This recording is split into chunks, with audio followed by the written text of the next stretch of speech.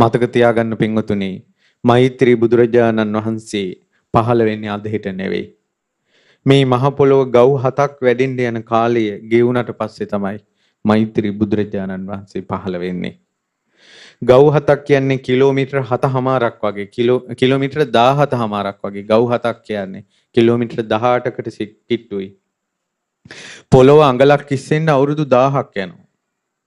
පොළොව අඟලක් ඉස්සෙන්න අවුරුදු 1000ක් යනවා නම් පොළොව කිලෝමීටර් 18ක් ඉස්සෙන්න කොච්චර කාලයක් යයිද? ඒ තාක් බුදුබණ පද නැහැ. ඒ තාක් කසාවත දරාගත්ත සංඝ පිරිසකට තමන්ගේ අතින් දානේ පූජා කිරීම නැහැ. මේ වගේ බණ ඇහිලි නැහැ. සිල් ගුණ දන් රැකීම නැහැ. ඉදිරියට එන්නේ මිනිස්යාගේ ආයුෂ අඩුවීම, මව් හඳුනන්නේ නැති, පියා හඳුනන්නේ නැති, ඉරිසියාව, ක්‍රෝධය, වෛරය, රාගය, කාමය අධිකව සැඩපහරක් විදිහට මිනිස්සු ගහගෙන යන කාලයක් එන්නේ. ආයමත් ඔබ මනුස්ස ලෝකෙ ඉපදුනොත් ඔබගේ අතින් මව් මැරෙන්න පුළුවන්, පියා මැරෙන්න පුළුවන්. මහා පාප කර්ම සිද්ධ වෙන්න පුළුවන්.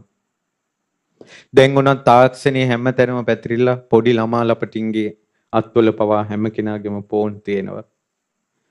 ඒ විස බීජ දැනට නම් උන කන්තලේට ඇවිල්ලා නැහැ. කන්තලේ මම දැක්කේ නැහැ. නමුත් වෙනත් ප්‍රදේශවල ධර්ම දේශනාවලට මා වඩින විට පාර දෙපස යෝන් දූපතුම් පමණක් නොව වයසකයි පවා මෙහෙම ෆෝන් එක උස්සගෙන ඉන්නවා පාර දෙපැත්තේ.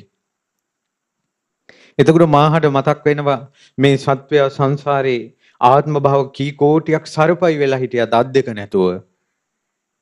ගැඩවිල්ලෝ පණුව වෙලා හිටියා දත් දෙක නැතුව. මාළුව වෙලා හිටියා දත් දෙක නැතුව.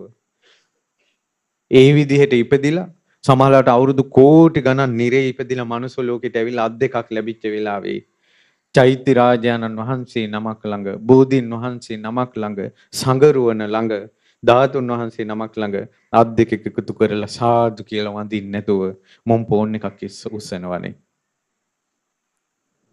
බලන්නකො විච්චේදී ගරු කළ යුතු තැනට ගරු කරන්නේ නැතුව යනවනේ. අංජලි කරණීයයි කිව්ව ගුණය, ඒ අංජලි කරණීය ගුණයෙන් අපිට පින් කරගන්න අත් දෙක එකතු කරලා බැඳලා කරගන්න තියෙන පින නැතු වෙනවනේ. එදා බණමඬුවේ ආච්චිලා බණමඬුවේ උවැසු අත් දෙක එකතු කරගෙන සාදු කිය බණහපු කාලේ දැන් සමහර ධර්ම දේශනාවලට ගියාම මෙහෙම ෆෝන් එක උස්සගෙන රෙකෝඩ් කරනවා, ෆොටෝ ගහනවා, වීඩියෝ කරනවා, Facebook වලට යවනවා. එක එක විගඩන් තියෙනවා. මොනවා කරන්නද? මොනවා කරන්නද? මේ බුද්ධ ශාසනයේ අවසාන යුගයයි. චක්කවර්ති සීනාද සූත්‍රයේ තියෙනවා ගරු කළ යුතු කෙනාට ගරු කරන්නේ නැතිකොට. චෛත්‍ය රාජානන් වහන්සේ තියෙන වැඳින්න පුදන්න ගරු කරන්නනේ. ගරු කරන්නේ නැතුව ෆොටෝ ගහනවා, සෙල්ෆි ගහනවා. ඔහු ඉස්සරහා බුදුරජාණන් වහන්සේ පිටිපස්සේ සෙල්ෆි. බෝධීන් වහන්සේ නමක් ළඟ ගරු කරන්නේ නැතුව ෆොටෝ ගහනවා, සෙල්ෆි ගහනවා. සංඝයා ළඟ ගරු කරන්නේ නැතුව ෆොටෝ ගහනවා, සෙල්ෆි ගහනවා. ඊළඟට ධාතුන් වහන්සේ ළඟ ෆොටෝ ගහනවා, සෙල්ෆි ගහනවා. ගරු කළ යුතු අයට ගරු කරන්නේ නැතකොට මෙලෝදීම තමන්ගේ මූණේ පාට අඩු වෙනවා කියලා තියෙනවා. තමන්ගේ වර්ණේ සිරියාව අඩු වෙනවා.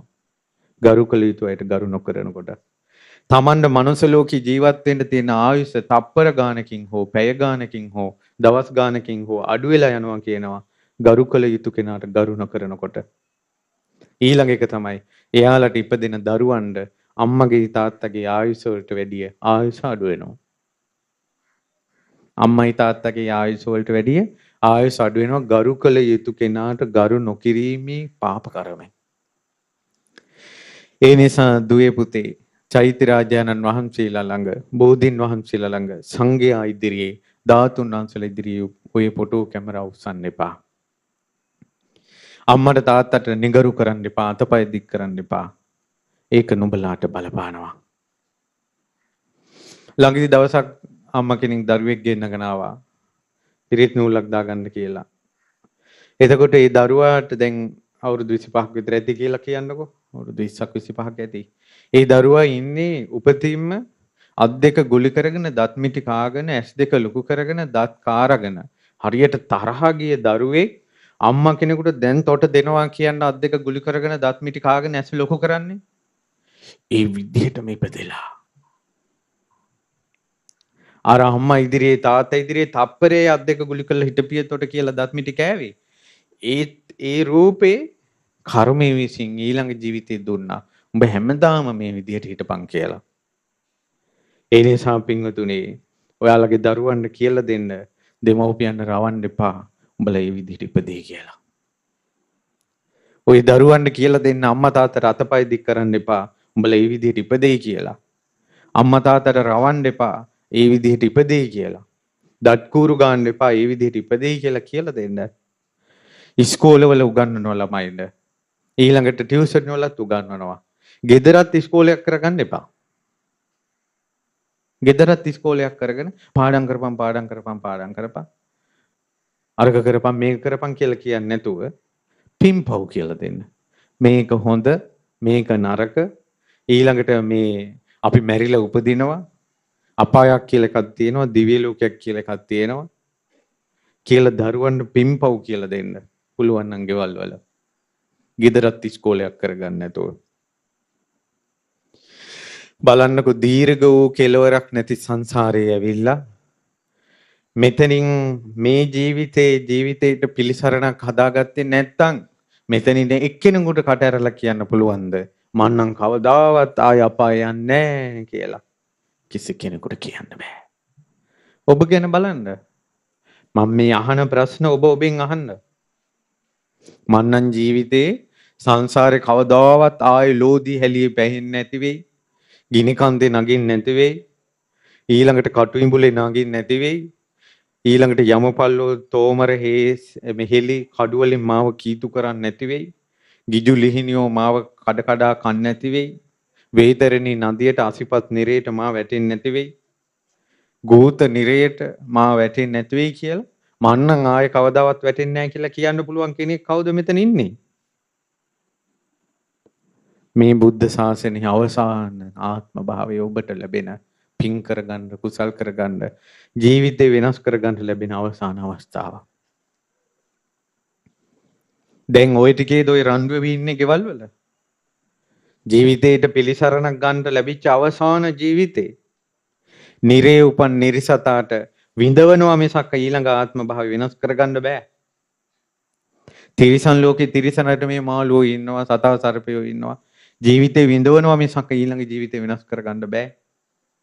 පෙරේත ලෝකේ පෙරේතයාට විඳවනවා මිසක් ඊළඟ ආත්ම භාවය වෙනස් කරගන්න බෑ. ඔබත් කර්මානුරූපව විඳවනවා තමයි. මිනිස්සු විදිහට. හැබැයි ඔබට ඊළඟ ජීවිතේ වෙනස් කරන්න පුළුවන්. ඊළඟ ජීවිතේ වෙනස් කරන්න පුළුවන්. දැන් ඔබගේ ඊළඟ සසර ගමන වෙනස් කිරීම පිණිස ඔබ යමක් දැන් කරනවද කියලා බලන්න. කෙලවරක් නැති සංසාරේ ඇවිල්ලා කෙලවරක් නැති සංසාරයට ආපහු වැටෙනවද නැද්ද කියලා තීරණය කරන්න මේ චූටි කාලයක් ලැබුණා. ඒ කාලේ මරා ගන්නවා ගෑණි මිනිහලා මරා ගන්නවා. ගෙවට ගෙවල් වල මිනිස්සු මරා ගන්නවා. නඩුහබ හදිහූනියන් කේලම් ඉරිසියාව කොරෝදේ වෛරේ අන්න බලපන් අරකි අන්න බලපන් අරකා ඕපදූප මේ බලන්නකෝ කෙලවරක් නැති සංසාරේ ඇවිල්ලා කෙලවරක් නැති සංසාරෙට ආයෙ යනවද නැද්ද කියලා තීරණය කරන්න තියෙන චූටි කාලේ මුම් මරා ගන්න හැටි. ඒ අතරේ සමහර අය සියදිවි නසා ගන්නවා. උන්ට අහිමි වුණා මේක. එක එක්කෙනාගේ ජීවිත සමහර අම්මලා තාත්තලාට නෑදෑයන් මේ වෙනකොට මැරිලා. එයාලට ජීවිතය තීරණය කරන්න තිබ්බ ආයුෂ ගෙවුණා. ඔබ හෙට නම් මැරෙන්නේ. ඔබට තව පැය 24යි. සංසාරේ යනවද නැද්ද කියලා තීරණය කරන්න තියෙන්නේ. ඔබ ඊළඟ සතියේ නම් මැරෙන්නේ ඔබට තව සතියයි. ඔබ ඊළඟ මාසේ නම් මැරෙන්නේ ඔබට මාසයයි. ඔබ ඊළඟ අවුරුද්දේ නම් මැරෙන්නේ ඔබට අවුරුද්දයි. අපිට සීමිත කාලයක් තියෙන්නේ. ගෞතම බුද්ධ ශාසනයේ අවසාන යුගයයි මේ.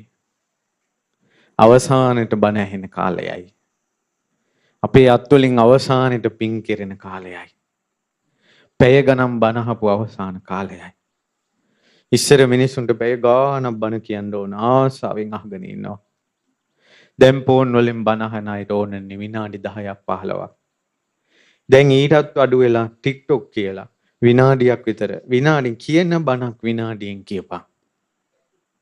කියන බණක් විනාඩියෙන් කියපන්. මෙහෙම ෆෝන් එක පිහදා මේ අහනවා මේ පිහිනවා මේ අහනවා මේ පිහිනවා. ඉදිරියට ළමයි මේ වගේ බණ මඩුවල පිරෙන්නේ නැහැ. හදන ධර්මශාලාවක් දැන් හදන්න. හදන ධර්මශාලාවක දැන් බණ අහන්න. ඉදිරියට මේව නැහැ. මේක මුසාවක් නෙවෙයි. මෙහෙම තමයි යන්නේ. මේ අවසාන යුගයයි. ඉතින් මේ යුගයේ අපි අපේ ජීවිතේට පිටක් පිළිසරණ හදාගෙනද කියලා බලන්න. පාඨාචාරයන් සංසාරයෙන් එතර වුණා. ඇඟේ නූල් පොටක් නැතුව පිස්සියෙක් වෙලා අපිට ජීවිත ආත්ම භාව කී ගමනක් දුවන්න වේද? පිම්පව් විශ්වාස නොකරන මෙලොවක් පරලොවක් විශ්වාස නොකරන ළමාලා අපිට හැදෙනවා.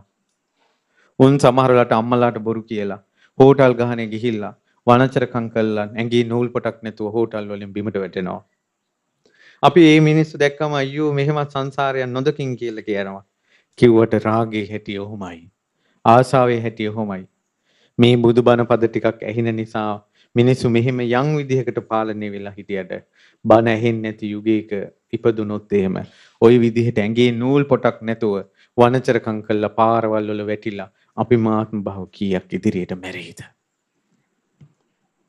මිනියටත් ඌ කියන තැනට නිന്ദා අපහාස විඳගෙන ආත්ම භව කීයක් අපි ආයි මැරෙයිද?